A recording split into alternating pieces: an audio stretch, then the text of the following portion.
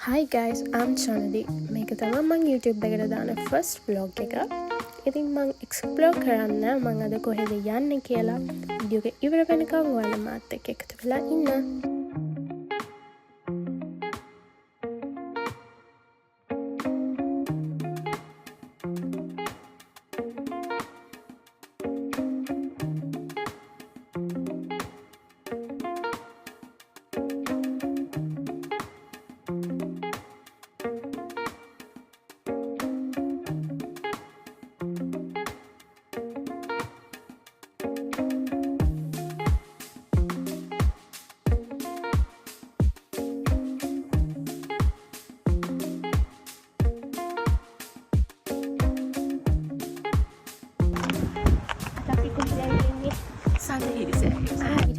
සඳගිරිසෑයේ රථගාලෙන් වාහනේ නවත්තලා මීටර් 300ක් විතර උඩට මේ පඩිපෙළ නැගගෙන තේවත්තක් මැදින් එන්න ඕනේ. ඊට පස්සේ අපි පල්ලෙහෙන් අරගෙන සඳගිරිසෑය වන්දනා කරන්න උඩට ගියා. 2017 වර්ෂයේදී තමයි මේ සඳගිරිසෑය නිර්මාණය කරන්න පටන් ගන්න තියෙන්නේ. ඊට පස්සේ 2021 මාර්තු 28 තමයි මහසෑයට කොත් පලන්දලා බුදු සසුනට සඳගිරිසෑය පූජා කරලා තියෙන්නේ.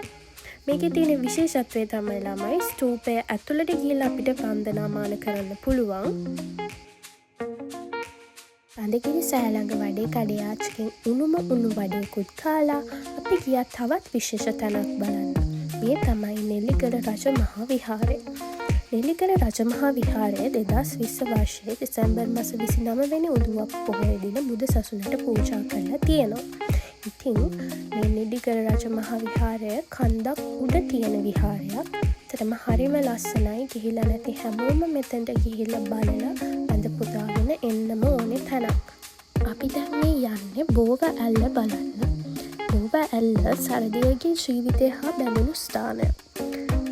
ජා පොලිසිය රාලහාමි කෙනෙක් සරදියගේ පිටිපස්සෙන් එළවගෙන එද්දී සරදියල් මේ බෝව ඇල්ල ගාවට ගිහිල්ලා මේ බෝව ඇල්ලේ මෙන්න මේ පෙන්නන තැන ඉඳන් එහා ඉවුරට පැනලා එයාගේ පස්ස පෙන්නලා ජා පොලිසිය රාලහාමිට එයා ගිහිල්ලා තියෙනවා. හැබැයි මං කියන්න ඕනේ මෙතන ඔයාලා නාන්න යන්න එපා. හරිම භයානක තැනක්. ඔන්න ඔහම බෝව ඇල්ලටත් සමුදීලා ගෙදරන්න පිටත් වුණා. ඉතින් ඔයගොල්ලෝ අනිවාර්යෙන්ම subscribe කරලා bell icon එකත් click කරලා like එකක් දාලා share කරලා comment පාරකුත් දාගෙන යන්න. නම් අපි ආයෙත් ලස්සන දවසකින් හම්බෙමු. bye.